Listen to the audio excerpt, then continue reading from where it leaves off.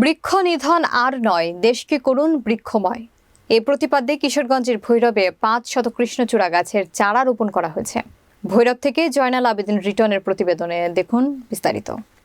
Women's health care এবং doctor Israt জাহানের মহিলা হাসপাতালের উদ্যোগে বৃক্ষ চারা রোপণ করা হয়।